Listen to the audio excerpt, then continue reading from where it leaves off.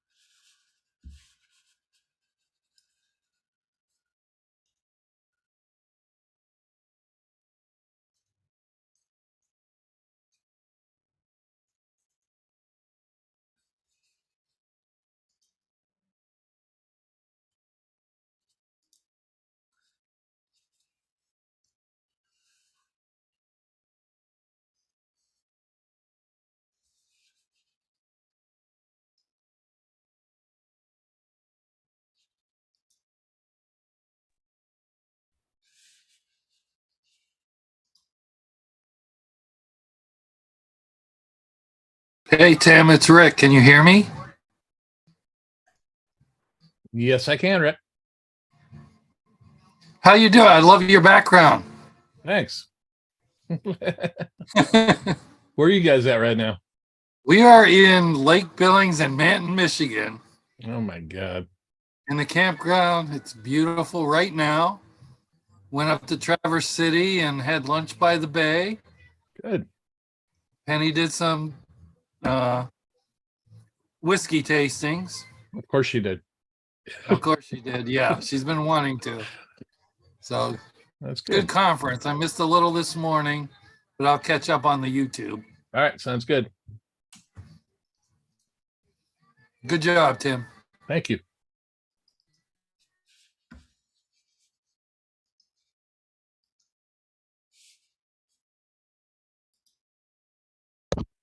Anybody have a nice dinner? Homemade burger. A burger, homemade burger. That sounds good. Ooh, homemade burger. You know what? If it's my belief that if you took a Wendy's, a McDonald's, a Burger King, any chain restaurant burger, any of them, and you took off the lettuce, the tomato, the sauce, whatever they put on, and you had a bun and a burger, they would all taste the same because I believe they get their burgers from the same provision company. Every so often, you find a mom and a pop shop that makes their own stuff, and it's You've never had an In-N-Out burger, have you? They don't have them here. Yeah. Okay. Well, there's always an exception. Well, I had a nice breakfast. What's that? I had a nice breakfast on the other side of the planet. Fingers and mash.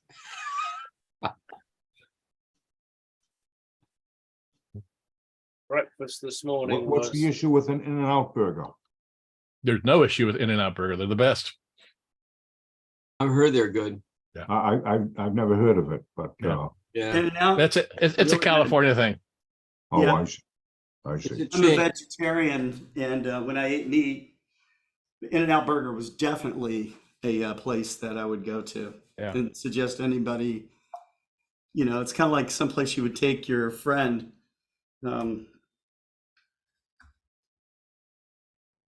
Yeah. To experience Oh, what yeah. a great burger tastes like. In-N-Out burgers. There's a lot of them in California, right, Tim? Yeah, In-N-Out yeah. burger. Yeah, they Carl's got Jr. Right. They got a couple in Arizona and a couple in Oregon, I think. Yeah, that's more like a Western. It's a Western thing. Yeah. Yeah. The In-N-Out Frank? burger. Hey, Frank, Yes. you didn't forget my request, did you?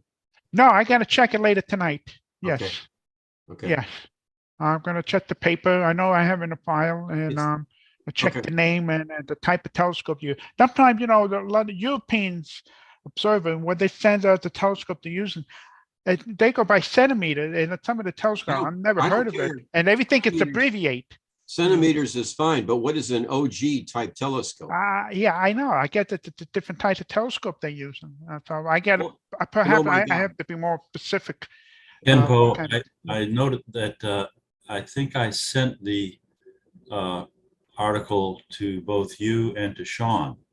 So he may have that updated table. No, Sean is in the same boat as me. We're not sure what it is. OG, All comes yeah. back from Frank.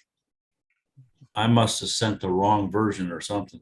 Well, you can't help because you had a certain situation you told me about. Hey, Ken, Oh, OG is like optics glass, it's refractor. I see that in the BAA magazine all the time. We don't use it here, but it's refractor. Yeah, probably, yeah. okay. So he has a 15 centimeter refractor. Wow. Well, 6-inch, fairly common. Yeah, okay. But Frank's going to double check though. I Yeah, appreciate yeah. that, David. I appreciate it. I believe David's right. It's a refractor, yeah. I tend to put imperial and metric sizes for the scopes. So I'll put for instance 17-inch, and then I'll put the millimeter size as well for. That's fine. That's fine.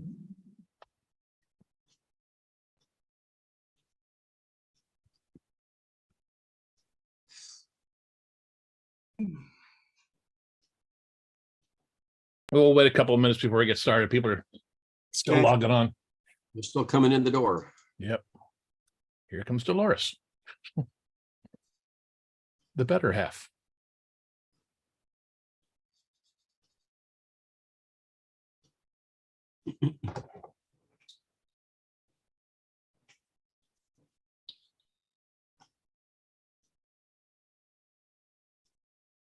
Here's my rebuilt AVX mount.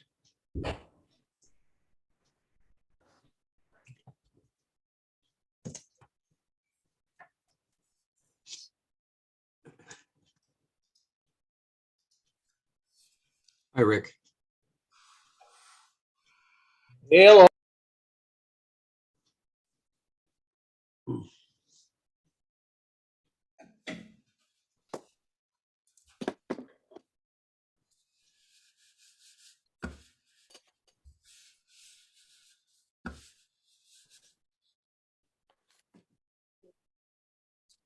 Mr. Keith Spring, you're a very quiet individual. Do you know something we don't? Well, I haven't really had much to say. Well, He's coming on the podcast next week. He'll say it then. I am. Oh yeah, and Tim, that time you sent is good for me. Okay, good. So. I'll send you the invite letter. Yep. Oh, and Dave Teskey, I was thinking about what you said about the swirls and lunar eclipses. I have a bunch of. I'm actually just this keeps recentering itself. There we go. I have a bunch of decent definition full disk lunar images, and where is it? Up here, I believe I identified a swirl. I believe I was able to see one. I should send over some of those images to you for your review.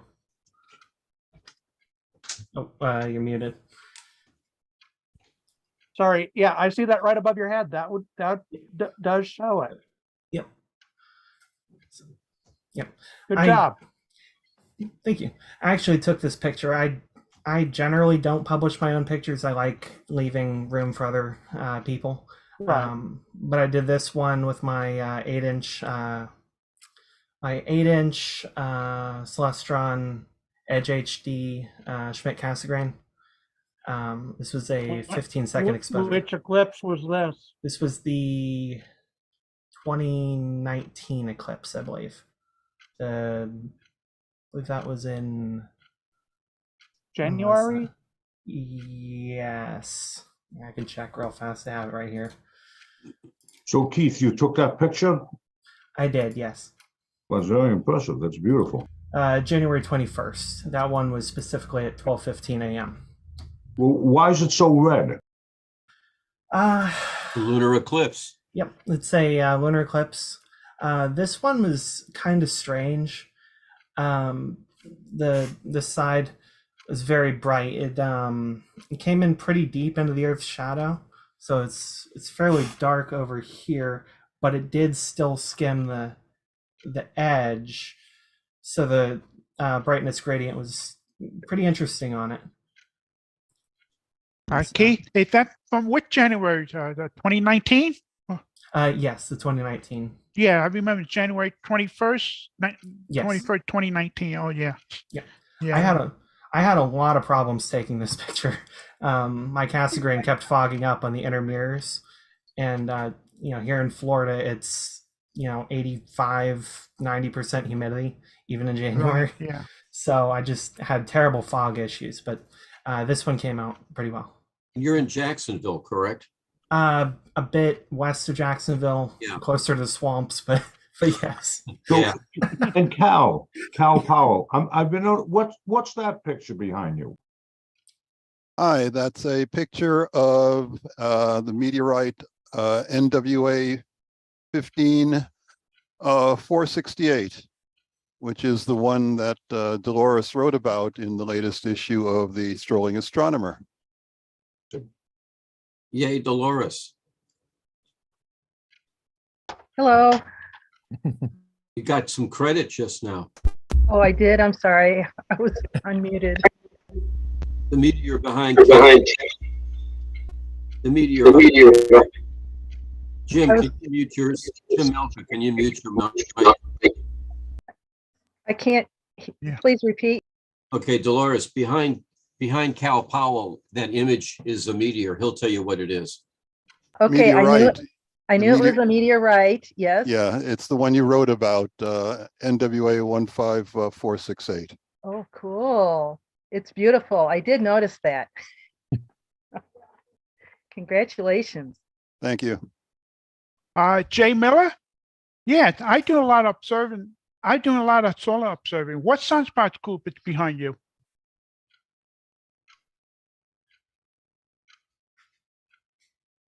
I think he's playing with his cat. Got through all.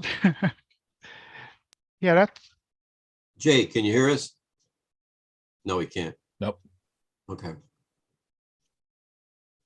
Okay, I thought you heard me. He's trying. Yeah, I can. I got dinner here, and it's got salmon in it, and I got 2 cats. Way to go, Peter. Yeah, All Must right. be a recent I don't know picture. it's just a picture I got off the internet. Oh, okay. That's your That picture? one I Is that took, your yeah. picture? Oh, Yeah, okay. it's a nice one. Yeah. All right. Okay. All right. On that note, I think we'll get started. We'll lead it off with Ken's going to give some closing comments. Take it away, Ken. Ken, welcome everybody. I'm pleased you all decided to come on back after those 2 grueling days. Wait till you see the final exam. Anyway, we are pleased this evening to feature a very, very friendly and competent businessman and supporter of amateur astronomy, as well as following his talk, we're going to announce the presentation of this year's Walter Haas Observers Award. Actually, we're doing that first. We're doing that first? Yes. Okay, because yeah, he's far, far away. Yeah. In that case, because Tim, you know more about him than I do, and Julius knows more about him. Can you take that announcement then, please? Sure. And I will actually just play a video for the award. So here it is.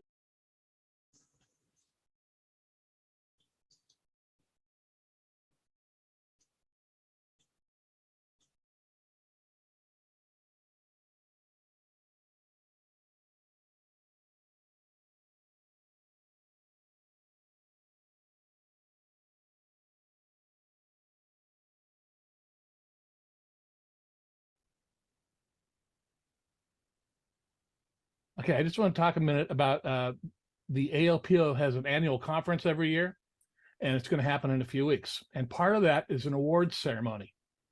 And I've been lucky enough to be the chairman of the Walter Haas Observers Award for many years. The Walter Haas Observers Award is bestowed annually to the amateur astronomer for excellence in observational solar system astronomy. And this award is named for our founder and the original executive director, and it was established in 1985. The selection of this award is conducted by a committee convened by myself. Trevor, congratulations. You are the 2023 winner of the Walter Oh, H. you're Haas kidding. Observers Award. Ah, Tim, I'm overcome. There you go. And Ah, it says Tim. Walter H. Haas Observers Award, Trevor Berry, in recognition for your many years of interest in and contributions to observational planetary astronomy, especially Saturn. Julius had us put that in there, including visual and imaging, as well as professional amateur collaborations. The ALPO recognizes and values your expertise and commends you for your dedication to our organization. Oh, look, thanks so much, Tim. That's just an amazing honor, Tim. Thank you very much. It's well deserved. And the award consists of this plaque. And I know you're not currently a member of the ALPO, but you also got a complimentary 2-year membership to the ALPO. Oh, well, that'll be good. So, and I just want to let you know the other committee members were myself, Richard Schmoody, Ken Pichetti, Randy Tatum, Julius Benton, Clyde Foster, and Matt Will. Oh, look, man. And That's I've done amazing. this award for a number of years, and I have to tell you, for the last 5 years, your name has been in the top 3 every single year. And I'm like, I was so thankful that you overwhelmingly were voted in this year. So congratulations, sir. Oh, look, that's just amazing. Absolutely amazing. God, who would have thought? Well, it's well deserved. That's all I know. Yeah, no, look, that's it's not often I'm stumped for words, Tim. Well, that's good. That's good. I'm glad. And we will get this in the mail to you. And hopefully, if you can attend the conference, it's going to be online. So I don't know if the time zones work, but I've recorded this, so we're going to be playing this at the evening of the banquet too, to show the presentation of the award. So again, congratulations, sir. Oh, thank you so much, Tim. Thank you so much. All right. Well, again, it's been great chatting with you, Trevor. Thanks, Tim. All right. You have a good night or good day. Good day. Yeah. Right.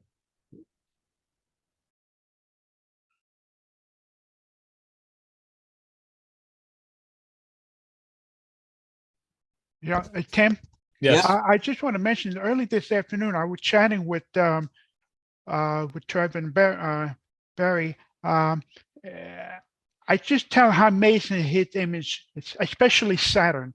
Just a coincidence that they asked about Saturn images. It's just phenomenal. Well, he is online. He's right here. So yes, I know. What I realized that he would be Walter has rewarding.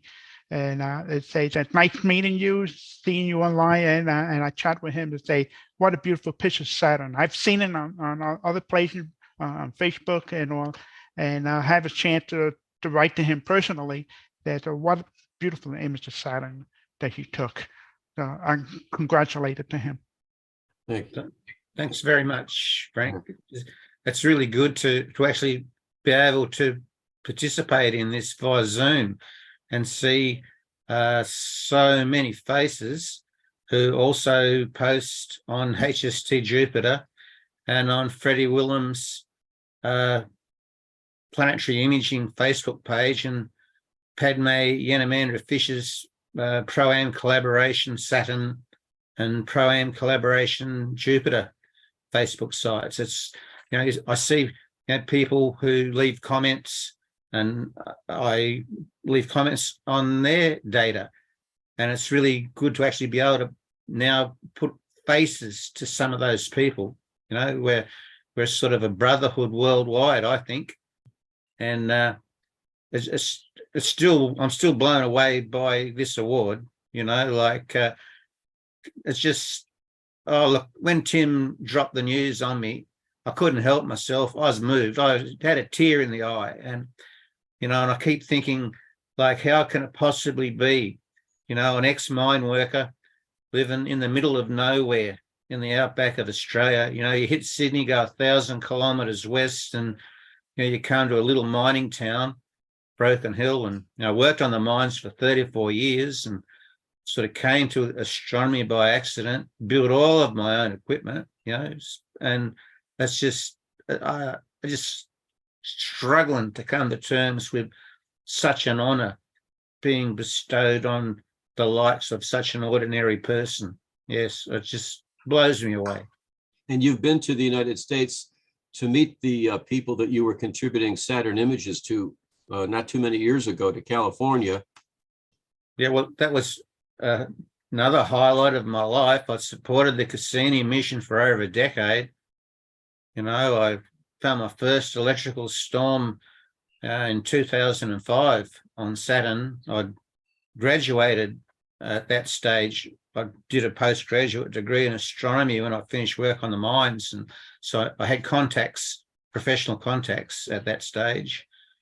And I contacted the Cassini imaging team and Georg Fischer, who was Cassini RPWS, radio and plasma wave science team. That was his field. And one thing led to another. And he asked me if I'd like to be part of the team of amateurs that he was reliant on Earth to supply visible light data to the optical counterpart to the radio source that his radio and plasma wave science instrument would detect on the planet. And it's just, everything's just flown from there. And a great pleasure to go to LA, land in LA on the morning of the day that I left Australia. That was a thrill.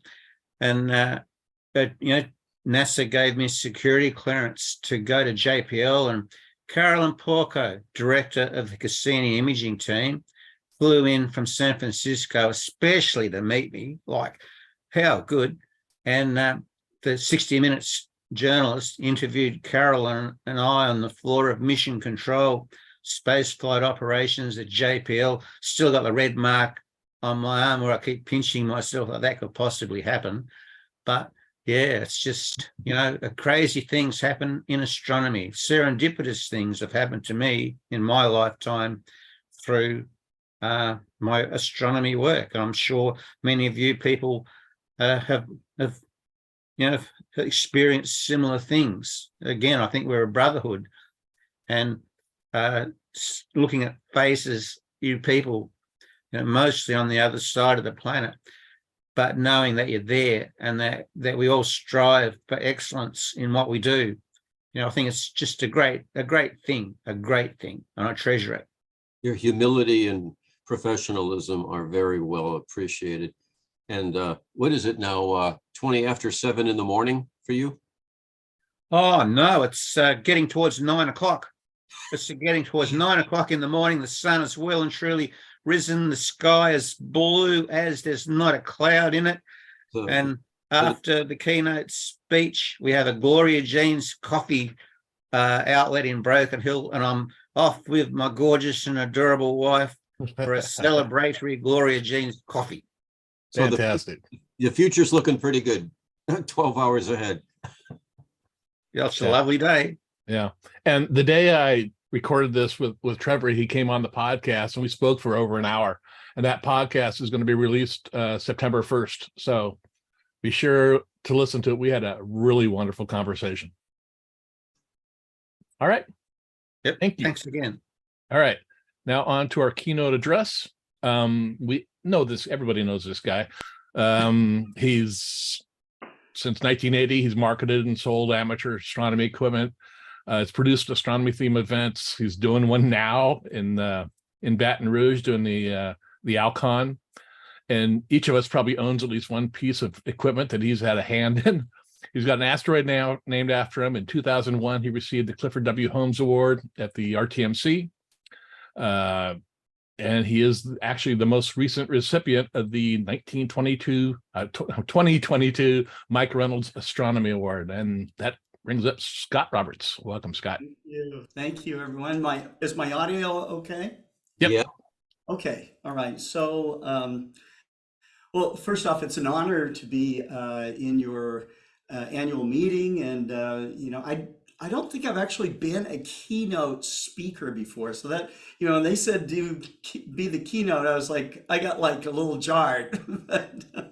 but anyways, I want to share a little bit about our company. And I wanted to share what my thoughts on the future of amateur astronomy. There's some big challenges, but there's some exciting things coming along as well. So, and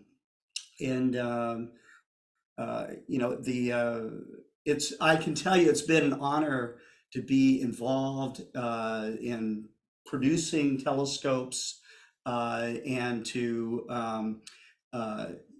and to be part of so many outreach programs. So that it's when I think maybe most of us that have been involved in amateur astronomy, the people that we get to meet, the things we get to do, the privilege of seeing the universe in the way that we have. I mean, it's all it's amazing stuff, and so sadly, we have people now, I'm now, I was 20 when I started, and now I'm 65, and gosh, time went by so fast, and I'm hardly done. I wake up in the morning, I'm excited to get back out there and do the things I love to do. When I tell people I love my work, I truly do, and so it's wonderful stuff. I feel sad for those who have had to do work that they didn't like, or that they were indifferent to, and I think that finding your way through astronomy is just a great way to view the world, to view the community of people that are involved in it, and to make so many friends. So I'm going to show you a little bit of our showroom. Explore Scientific was something that I started in really years before it actually got established. I was imagining what my own business would look like if I was to run a business, and for those people who are entrepreneurs or want to be entrepreneurs, I always tell them to work it backwards. I tell them to imagine your business 5 or 10 years into the future, and imagine that you're walking through the front door of your business, the phones are ringing, there's a problem over here, there's a project you're trying to get to over here, there's all these different moving parts, as if you're really walking into the scene. And just imagine a whole day of what that's like, and then to step that back, a few years and see what it's like. It would be smaller, maybe not as much activity. Think about what's in your bank account. I mean, all those things, that would make up a business, and then move that back to about 1 year before or after you start, and then 6 months, and then 2 months, and then a few weeks, and then 2 weeks, and then 1 week, and then 3 days after you start. What does the company look like? And then once you kind of really visualize that, and you've done that a lot, you can putting together the pieces to make it all work is pretty easy. Going the other way and trying to think, okay, I'm going to work really hard and I'm going to move forward and keep running up. That's hard. You're running into the dark. So I always advise, especially young people, to pretend and to imagine, what it's like. And I can tell you that Explore Scientific today isn't exactly as I imagined it, but it's pretty darn close. And so it's worked for me anyhow. Today we are in a building that is, let me share my screen here to show you some things here. Is that full screen for you guys?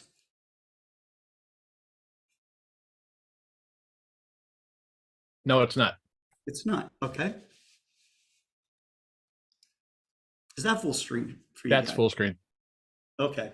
All right. So, I'm running a little scattered here, but forgive me. I just had, the whole conference has been scattered and running all over, and we've been running since about 7 in the morning, and sometimes it doesn't finish until midnight, 1 o'clock in the morning. So um, this is me when I did an outreach event in Uruguay with UNESCO and with the high school that actually owned this giant Clark refractor. It was beautiful.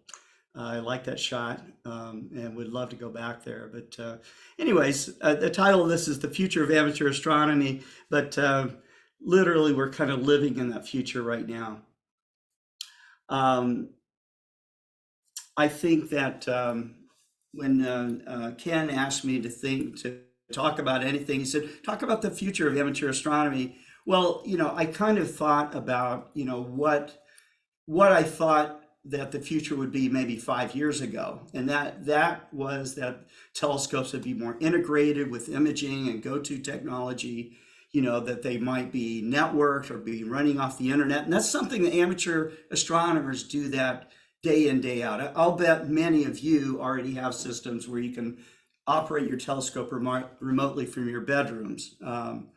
But some custom systems were being built and they were getting better.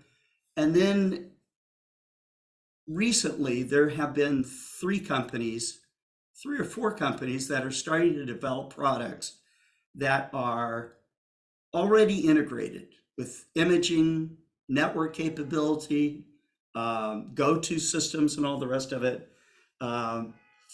When I first started seeing these, I thought that they were very gimmicky. But then I realized that they could be very powerful. And so we are currently the distributor for a company called Unistellar, which has a go-to telescope, but it's also integrated in with a science program, which is, I think, pretty amazing.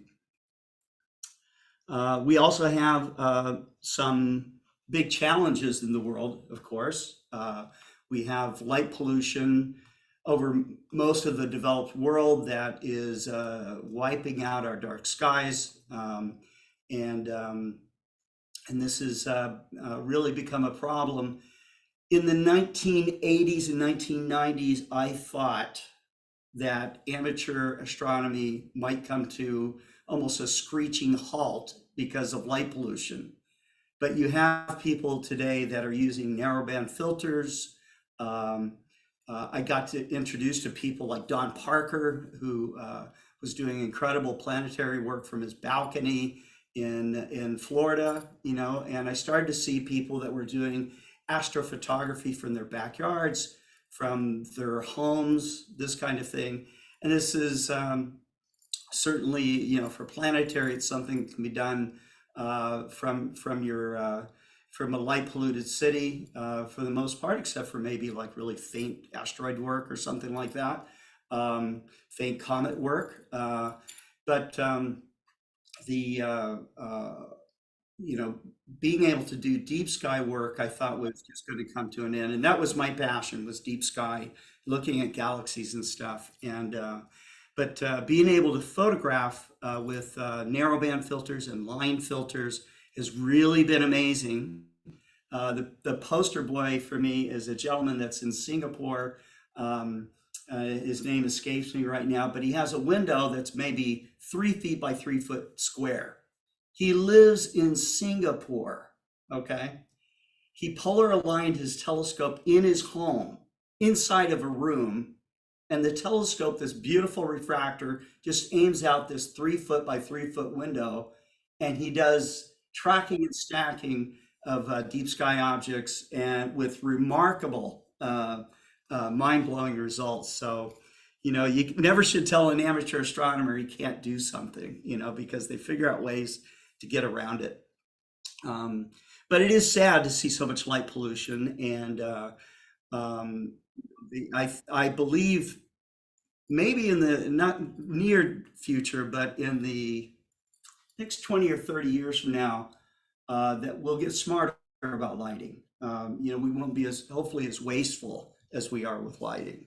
And, and this is important not only for astronomy, not only for humans. You've probably read or heard about that lighting, it could uh, uh, affect your immune system. It can challenge you in ways that might make you susceptible to cancer, this kind of thing. So, and I'm already starting to hear stories like, neighbors that have flooded other people's backyards with light, or light is coming through your window from a neighbor, and where people have been able to take legal action, much like you would if you had sound pollution. There's a big party next door every night, and and they've got the volume turned up to 11.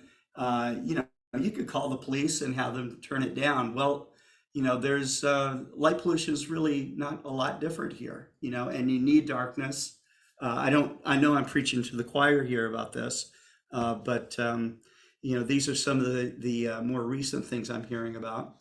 The night light emissions, the rapid increase that's going on around the world.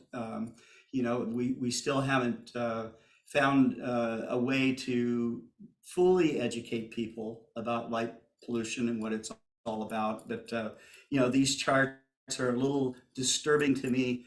Of these increases in lighting around the world. There are places where there's extraordinary decrease in lighting, but it's very few. And then rapid decrease, again, very few. But it's that particular chart is from about 2000, I think 2007. And of course, it's gotten worse. Oh, no, here it is, 2012 to 2016. So here we go.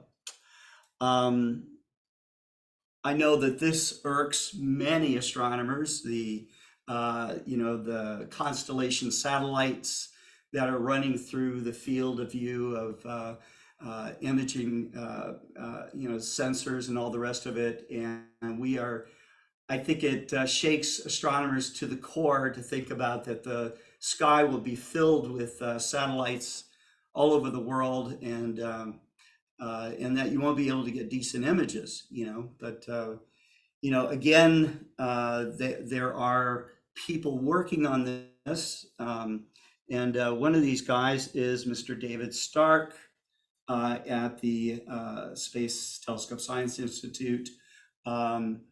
And he has developed an algorithm called MRT, and this is an algorithm that identifies streaks across plates and can mask them. So it stands for, I forget which the N stands for, but it's a radiant transform that he's developed. And because it's Space Telescope Science Institute, I believe that his algorithms will become open source at one point, and you can count on software developers jumping on this for maybe tracking and stacking software. So kind of what I think is the future of this is that there'll be algorithms much like David Stark's. This was announced in June of this year. So it's relatively new. That is the website where you can learn more about it. But this guy is, to me, a hero. Instead of just complaining about it, because, let's face it, Elon Musk is not the only guy that's going to send satellite constellations of satellites up there. Our other countries will, and everybody's in a race for, this global communication possibilities. So that's something on the horizon I think is very, very exciting. But I think that the tracking and stacking software will use algorithms like David Stark's, and in cases where there's just too many streaks across the frame, it'll just eliminate. It won't even use the frame, So I think it'll be largely automated, and you'll get nice, clean images this way.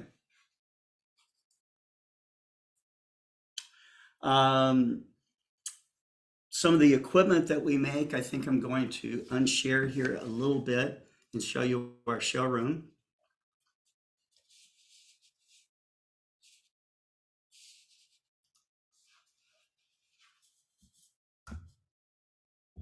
You guys see me all right? Yeah, Scott, real quick.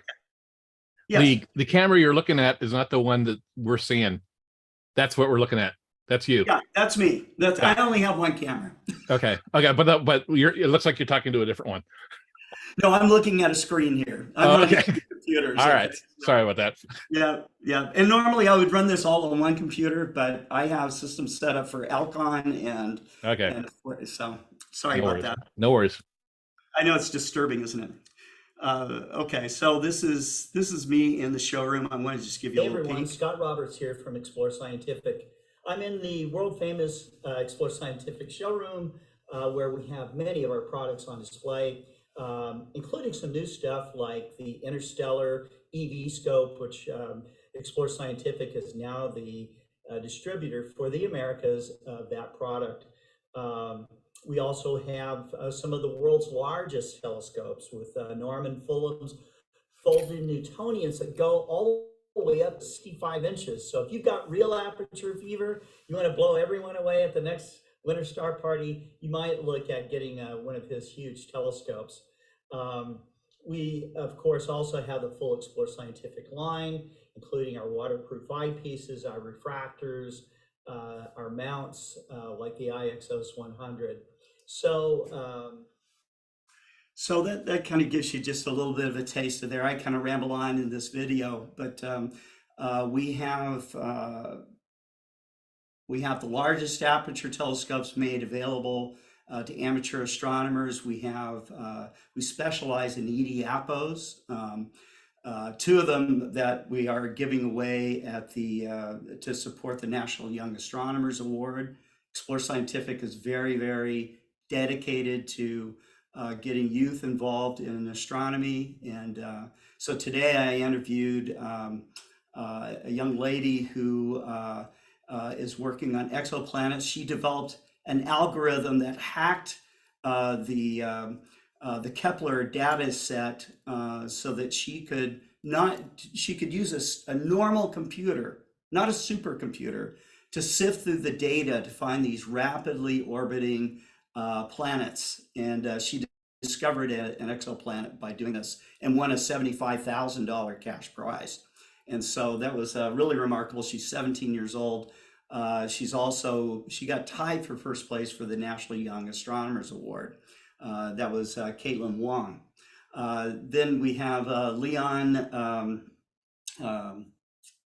his last name escapes me right now, but Leon worked on dark matter and was using one of the latest theories regarding dark matter where there's a hypothesis. I don't know if it's a full-blown theory yet, but hypothesis that dark matter is actually extremely tiny particles, like 1/10,000,000th of the size of a proton. And so it's exciting stuff. These kids you have to be in high school to do this kind of work. You have to do real research. And so I'm very pleased to have been able to support that. I've supported it since about 1994 or 1995. And so that's been great. But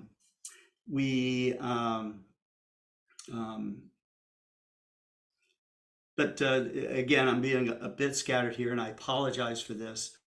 But we are involved in manufacturing our own product and designing our own product. We are a distributor for Unistellar, okay, which is the EV telescope, which I was telling you about. We're also the distributor for the Americas for Vixen, which I'm proud of. That is one of the oldest continuously offered brands and telescopes, largely sold in Japan, but we sell it now throughout the Americas. They make a nice high quality product.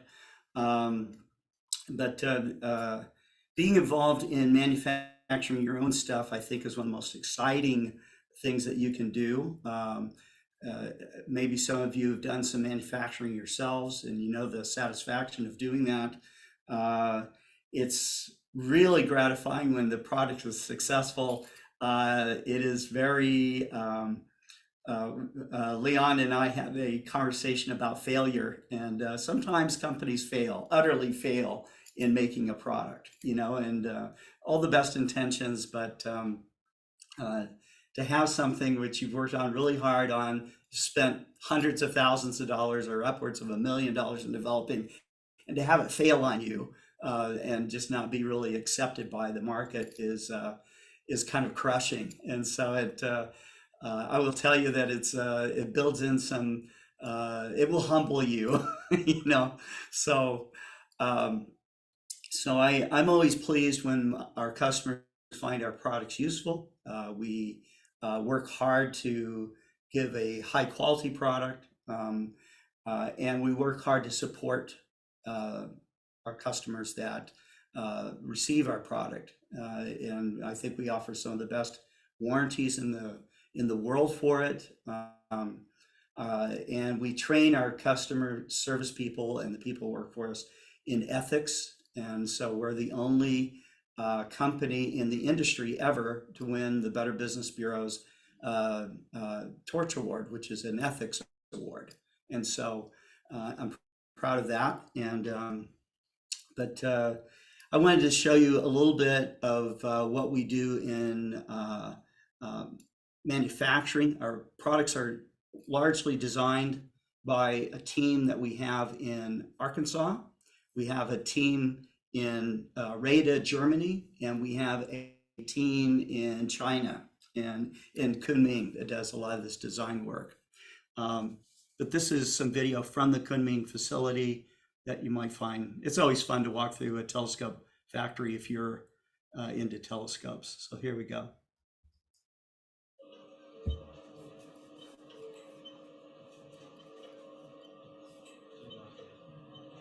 I'm in the polishing room here at our facility in Kunming, China. And what we're polishing, we're doing some slow polishing right now of some of the ED glass and other optical elements of the ED-127 airspace triplet ALPO that you see in Explore Scientific telescopes. Every one of these lenses is tested again and again, both individually on each surface and then coated, and then they're tested as a set. They make all those tests here at our facility in Kunming, and then as they're brought over into the United States, we then inspect them once again, check collimation, and that's the product that you get.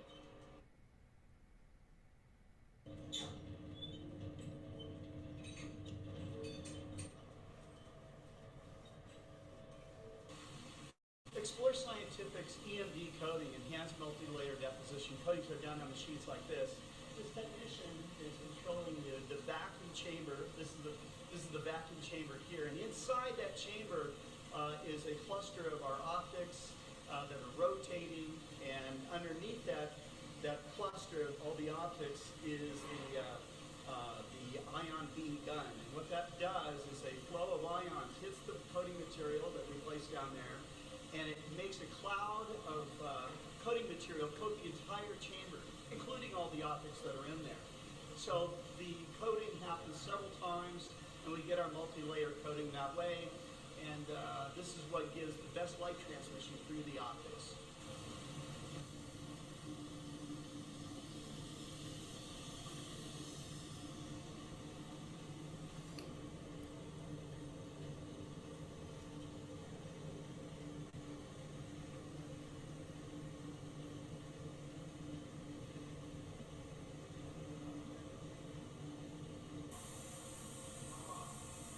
You're aware, but we can't hear any of the video. Show you the inside of the coating chamber, then just to show you the outside. You cannot hear any of this? Like it's inaudible. Yep, correct. Inaudible. Okay. So I'll describe what's going on. This first part, I was just talking about the lens polishing, and the lens polishing part of this right here is where we make where we're polishing ED elements. and you know, they're slow polished, one at a time. There are ways to do mass production type of polishing where you have like a polishing plate with like 5 or 6 elements on there at the same time.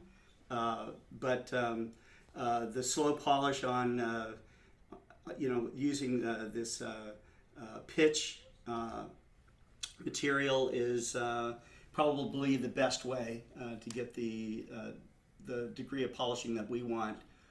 When we're done with our sets of optics, we put them on an interferometer, and you know, I guarantee that the optics are at least at the diffraction limit, you know, 0.25 PV or better.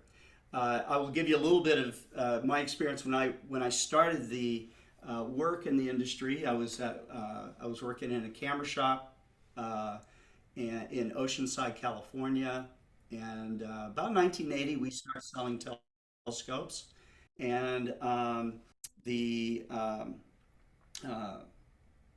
most manufacturers were claiming to make at least 1/8 wave optics, okay? And many of them were saying 10th wave, which was very normal. And then some were saying their optics were 20th wave, okay? And so guys like Richard Berry and Peter Saravallo started independently testing commercially made telescope optics, and found out that companies like Meade and Celestron and others, you know, Coulter Optical, they were making optics that were half wave, third wave, not even quarter wave. Okay, so if you got a quarter wave set of optics, that was like, I remember in retrospect now, I think that a lot of astronomers would accept that diffraction limited set was like getting a 10th wave or 20th wave set. They were being lied to by the manufacturing industry, and it was because one company was saying they made a 10th wave set of optics, the other company had to say they made 10th wave, and it was just a competitive thing. It is really sad and unfortunate that that went on for so long, but by the 1990s, the cat was out of the bag, and you know, things like where you saw handwritten things in parchment, you know, about the wavefront of optics, that started to disappear. Meade Instruments dropped their stance of claiming high wavefront optics, you know, and basically went to a stance of saying that the customer would be satisfied. But what they did in the meantime is they bought $1 million MRF machine and an interferometer. MRF uses magnetic fluid to polish with. And so they were using DoD technology to polish their optics, and they were routinely getting quarter wave and better on a whole set of optics. And so that was fun for them to push ahead and make some really decent optics. But up until that time, it was really a struggle, and Meade had a really bad reputation for really shaky optics in their Schmidt-Cassegrain telescopes. So, but I would say today that it's rare to get a bad set of optics from a manufacturer. You can get them, but I would say it's a rare situation, and that almost all the stuff I'm seeing today from almost all the manufacturers is really decent stuff. Probably should sell for much, much more than what it does, but that is the situation that we have. So you have in the telescope manufacturing for amateur astronomers, it's extremely competitive.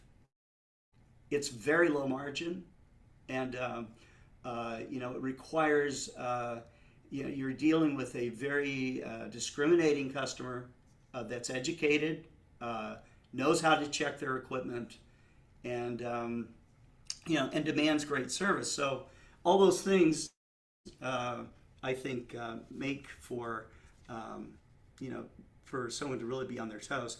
This section right here is our coating lab where we do what I call EMD. This is enhanced multi-layer deposition coating. These machines, and there's lots of them in our facility, are constantly doing coating of optics. And so I caught this guy a little unaware as he was working on the machine. It looks like it's staged, but it's not. He's bringing that chamber under a vacuum, and he is preparing a whole set of optics. It's up in what looks like a tray up at the top, and down at the bottom is an ion gun that's putting a plasma stream that's hitting what looks like a ball of material, and that ball of material is sublimating, creating a cloud, and the entire inside of the chamber gets coated, including all the optics. These are all the coating machines in just this one facility. Of course, the optics have to be really clean. There can't be any oil, any residue on the optics, because when you go and coat, that residue can get captured. It won't ruin the image, but amateur astronomers not only want something that is performing well, they want it to look beautiful. They want it to look stunning, okay? And so making telescopes for amateur astronomers is much harder than making them for professional astronomers. A professional astronomer could care less if there's sleeks on the coating or some slight imperfection or whatever. He's not going to go down there with a flashlight and look at that mirror. He's just there to collect data, you know, and so that's the deal. But us as amateur astronomers, we want something that is beautiful to look through, beautiful to look at, and is near perfect in manufacturing. So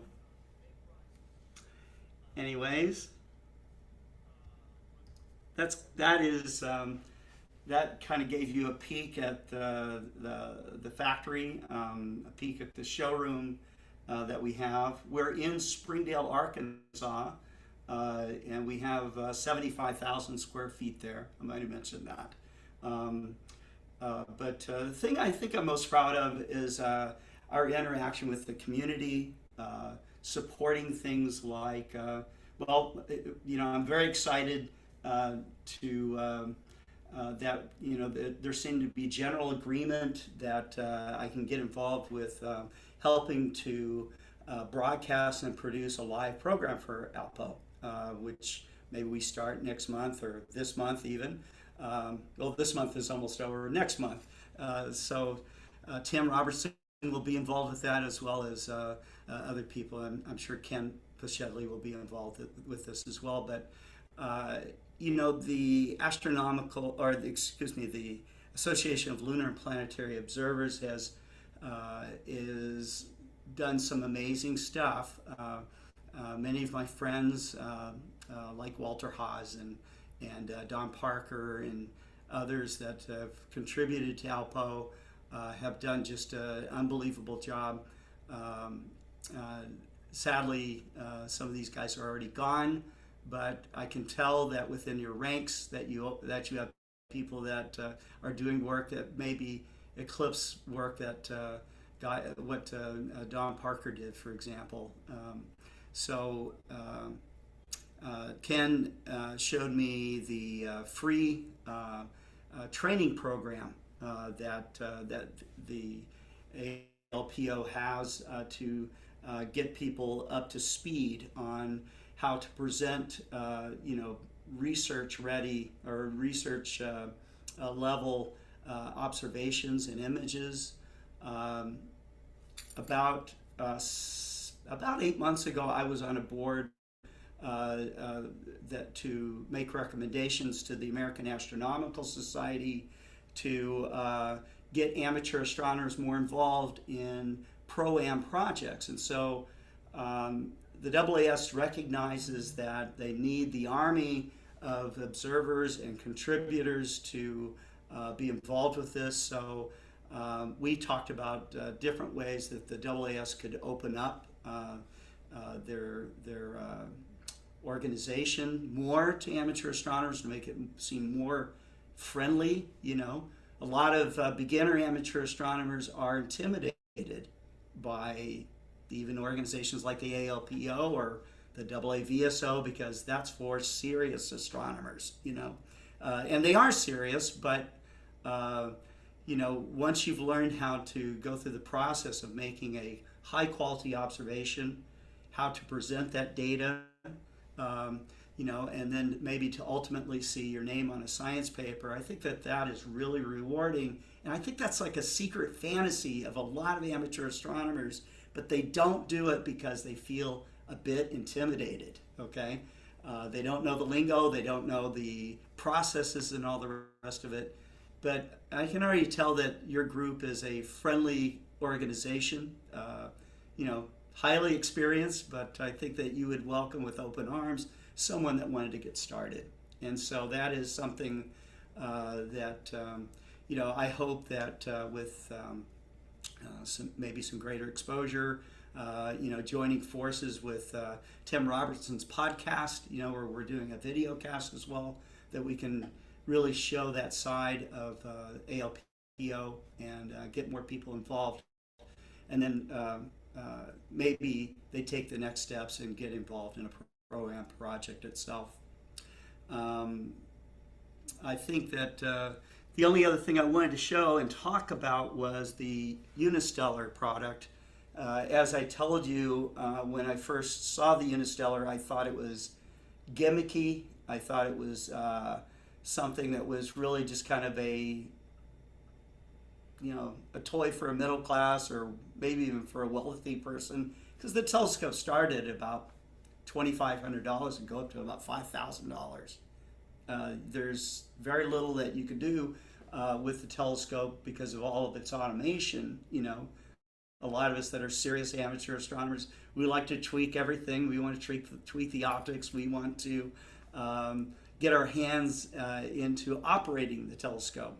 But the advantage of having an automated telescope allows you to do something like be involved with one of their research programs. They did a research program on the DART mission where they sent people volunteered. They had to buy their own plane ticket and everything, but they had a Unistellar and a backpack.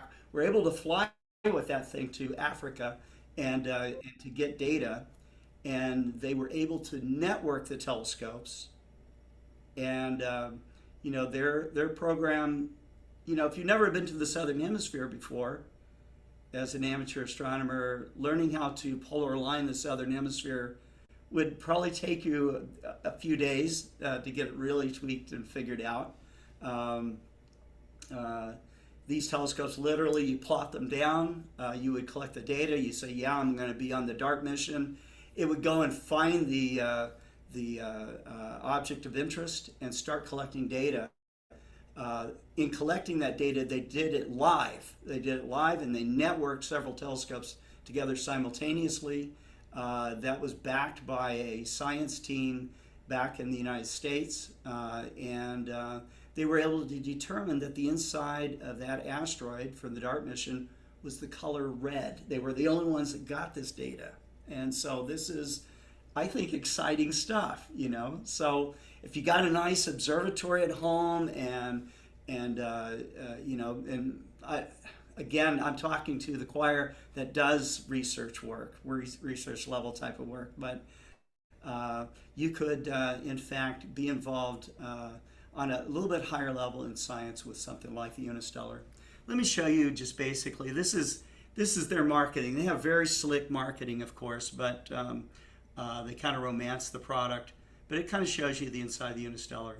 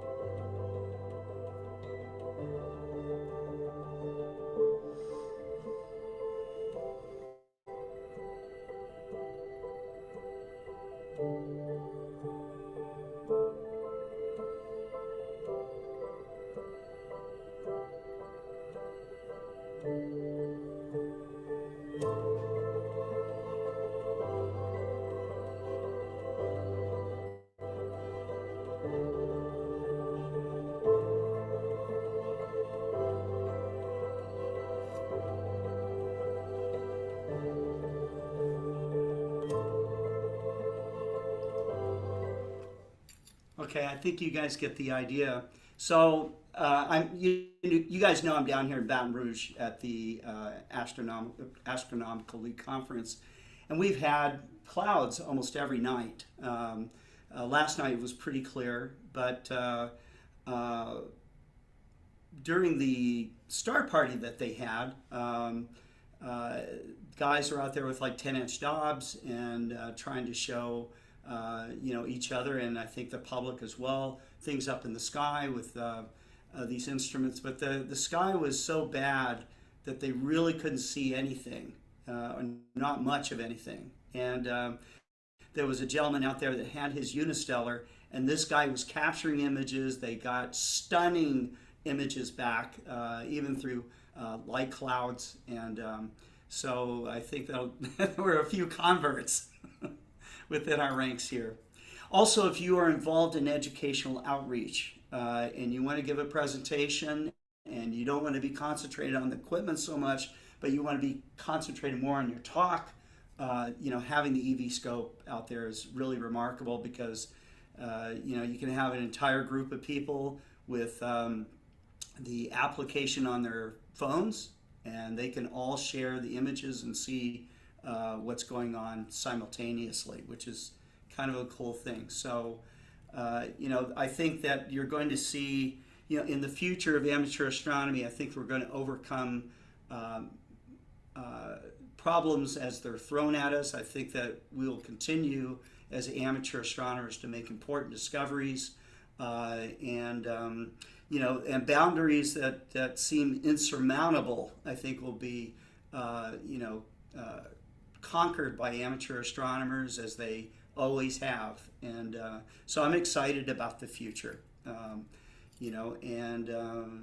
think that the ALPO will also have brilliant people within their ranks that will lead the charge. So I want to thank you for doing this. Explore Scientific does have a door prize for you. We have a 92-degree waterproof eyepiece. It's a 12 millimeter. This eyepiece is argon purged, so it can't fog up on the inside. And to clean it, you just run it under water, and it will get all the way to the very edges of the glass, and without running and seeping in between the elements, which I actually had happen to me back in the 1980s with some eyepieces. I steam bathed some eyepiece in a Pelican case, and was never able to get the moisture out. It would come back as conditions got exactly right. So, but I want to thank you very much. I apologize for being a bit scattered here. I'm normally more prepared to give a talk, but I want to do all I can to support awareness for ALPO, and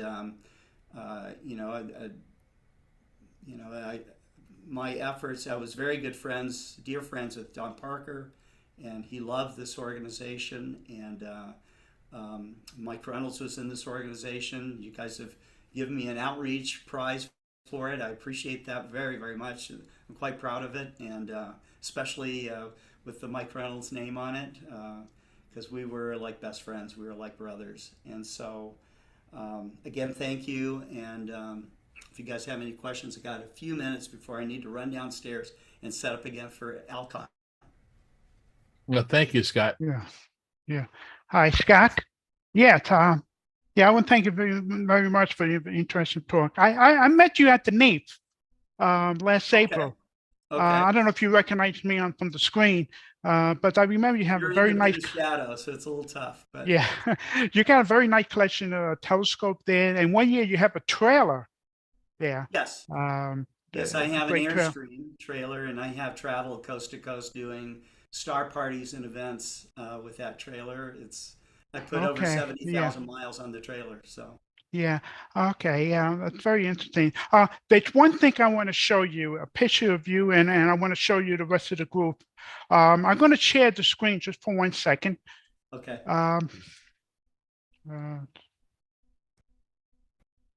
Okay. I took this picture of you with late Walter Haas and my. Donald Parker. This is Yes. one picture that I'm glad that I took with you and with them. This was taken from the Alcon 2008 at Des Moines, Iowa. Yes, And I remember it and well. you just happened to be there, and I happened to take a picture with two great guys there. I Now, can see how young you was there. these there. two guys, I mean, Don Parker, I mean, as far as just being nice guys, these are two of the nicest guys I'd ever met. Don Yeah. Parker was one of the funniest men I ever met.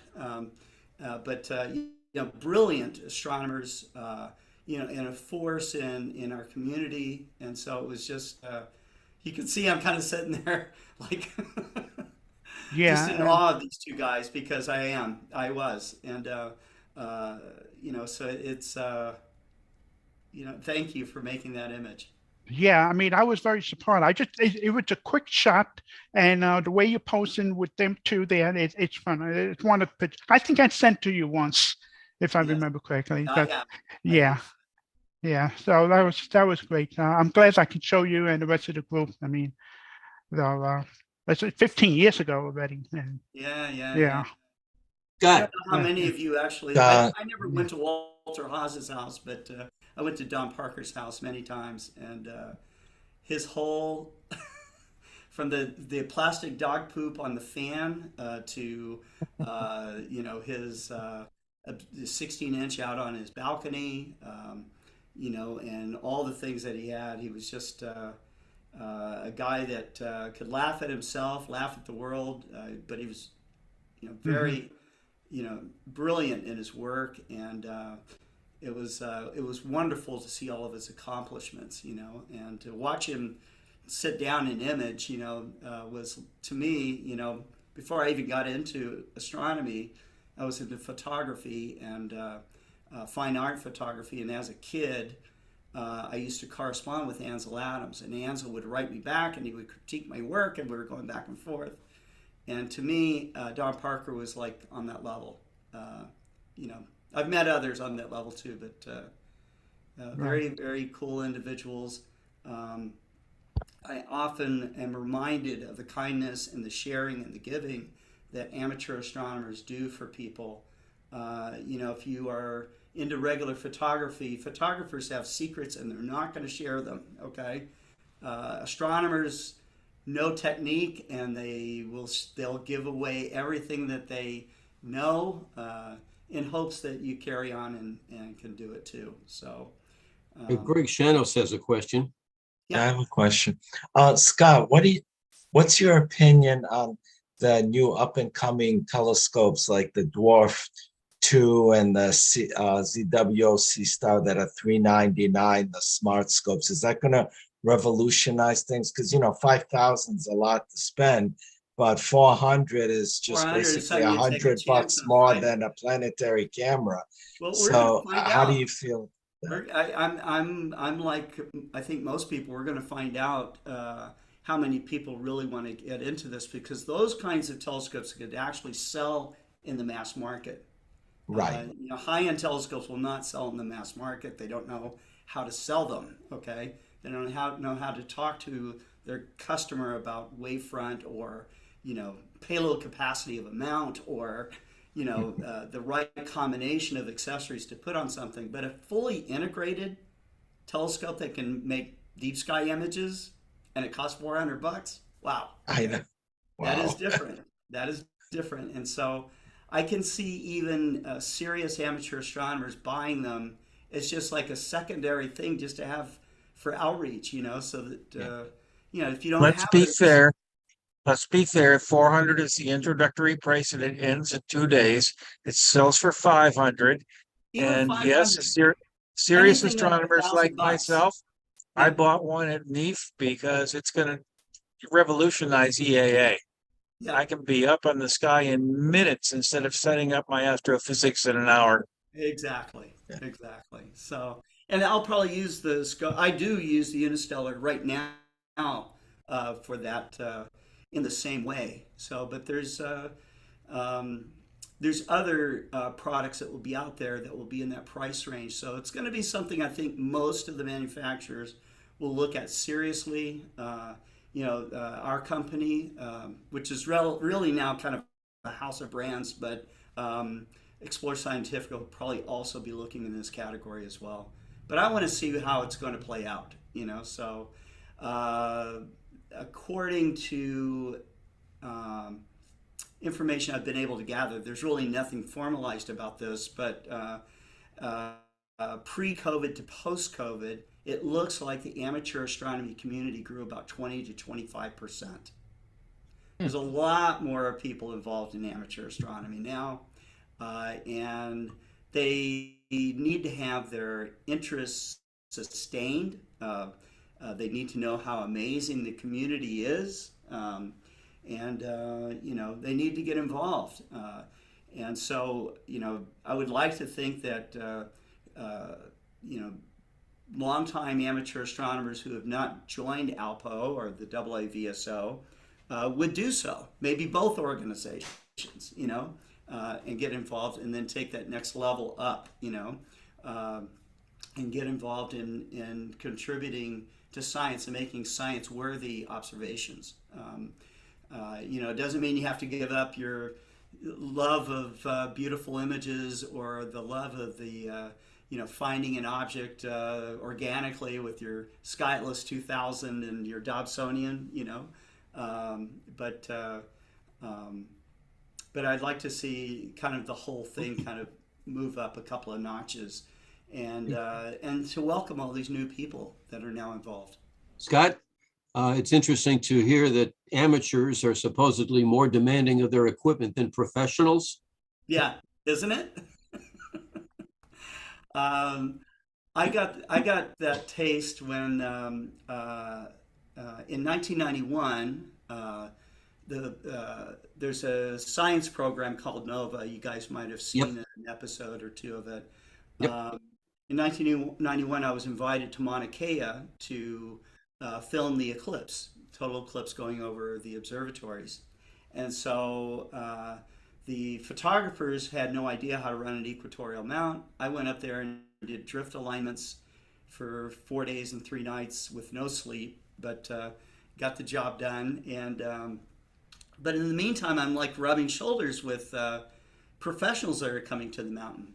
And most of them did not know a lot about the sky or how the equipment worked that much. They were just after the data. And, this was in the early 90s. I think a lot of astronomers were still actually coming up to the mountain. Now, I think they just work almost entirely remotely because of, internet's faster and they can get more data over quicker and that kind of thing. But I remember looking at optics and mirrors on like the Palomar 200-inch, Mount Wilson even, McDonald Observatory, seeing the Keck instrument, for example, and all the rest of it. And while these are all incredible, amazing technological achievements, at the time that they were built, and many of them still working to a high degree, they weren't beautiful. Not to an amateur astronomer. I'm looking at my telescope with a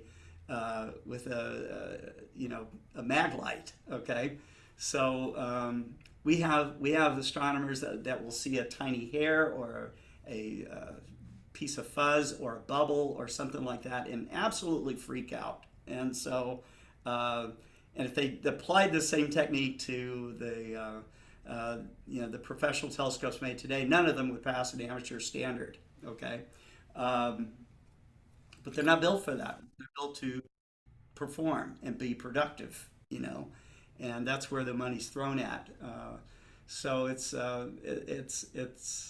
is a.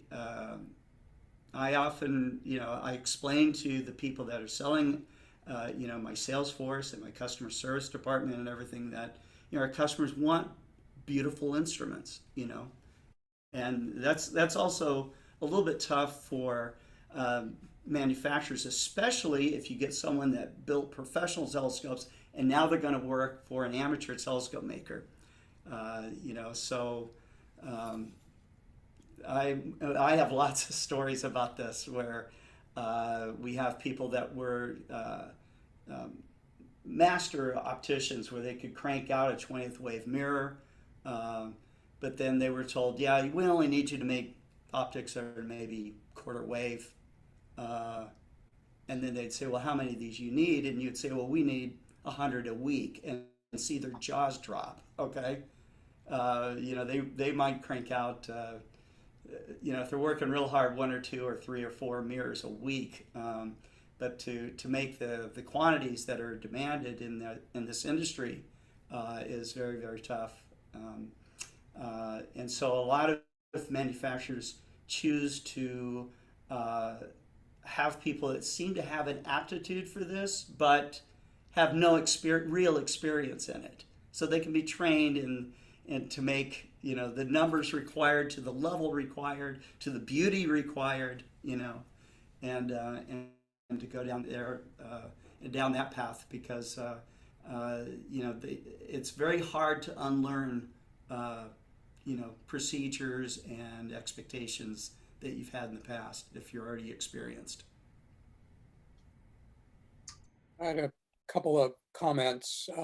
One, I've got an EV scope too. I run my astronomy club's public outreach in the District of Columbia, which has lousy skies, but I'm able to show people galaxies that the other people with regular telescopes cannot do. Could not do. That's Yes. right. Also, Cal Powell and I volunteer at the Air and Space Museum in DC. And not only do I regularly, when I have a chance, talk to people about amateur astronomy, but they're refurbishing the museum, and in the Explore the Universe gallery that will be finished in a couple of years, they will have purposely a section on amateur astronomy. And I'm going to make sure, I'm trying to make sure they talk about the sort of thing that ALPO and AAVSO Yes, does.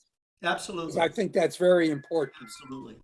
Yeah, it's important because it's going to continue to allow the community to grow in a very important way. We are in an era where people of many different backgrounds, I mean, I forget which gentleman here that just won the award from you guys, but he was a miner, you know, and he was talking about how unbelievable it was after 35 years of mining that, you know, and him getting interested in this and then building his own equipment and all the rest of it, you know, ultimately winning the Walter Haas Award.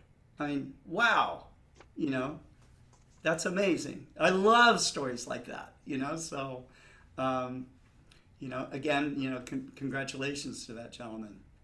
It's really great. I get real inspired by people that can't afford the equipment and buy, like there's a couple of guys down in Argentina. They literally buy telescopes that most amateur astronomers would snub their nose at. And I'm talking about department store level 114 reflectors. Okay, these are spherical mirror, not even parabolas. One of the guys that is sort of my hero for this poster child, his name is Maxi Falaris. And Maxi wanted to get into astrophotography.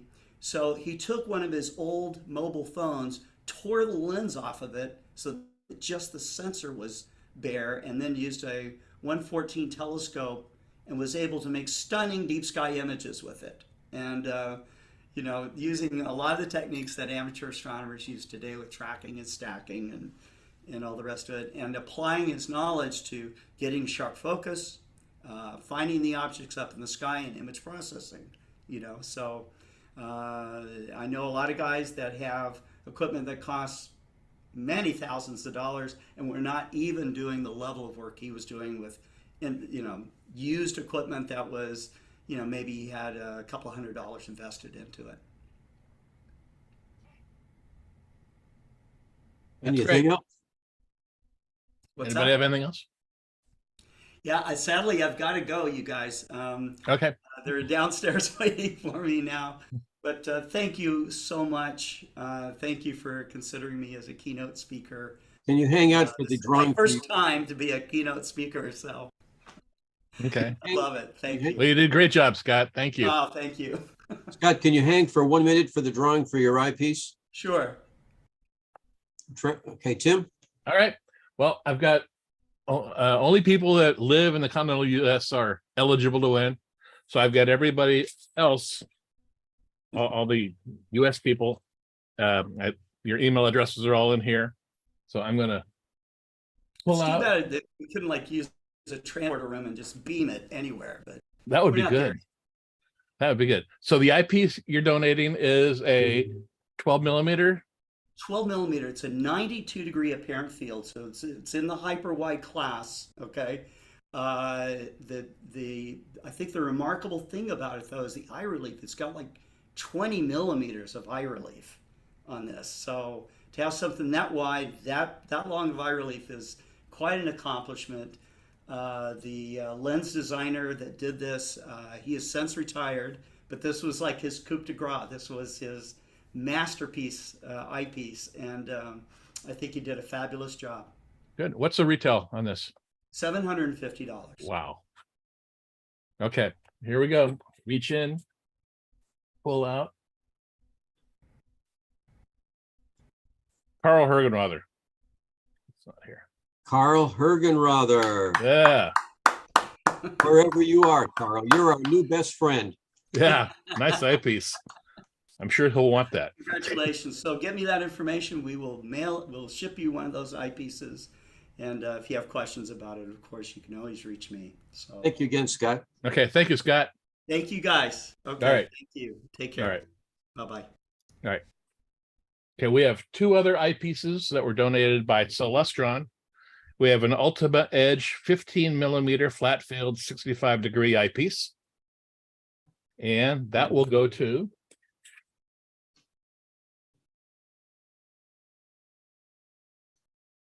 Jim Tomey. Jim, are you here? Jim's working. Jim's working. Okay. And our final door prize is another Celestron eyepiece. The Ultima Edge 10 millimeter flat field 60-degree eyepiece. These are all 1.25 inches. And that goes to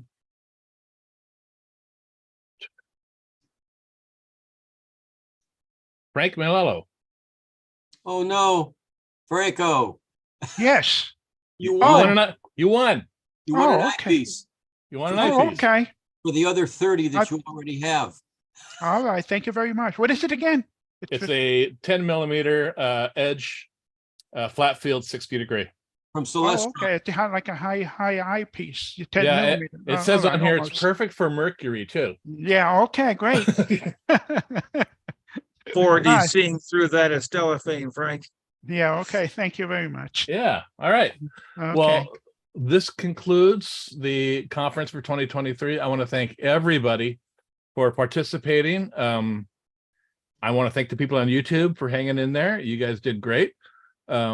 So I will leave this live if you guys want to chat for a little while. How many Otherwise, how many on YouTube right now? About we at one point we had 15 on YouTube during this, Good. but a lot of them bailed off since then. But yeah, no, Well it's- done. Well done, gentlemen. Well done. Thank you. Thanks, everyone. Trevor, Trevor, thanks again for your good work. You know, one of the big advantages of meeting face to face in a conference room is that you can use whoopee cushions on your friends. And I really miss Don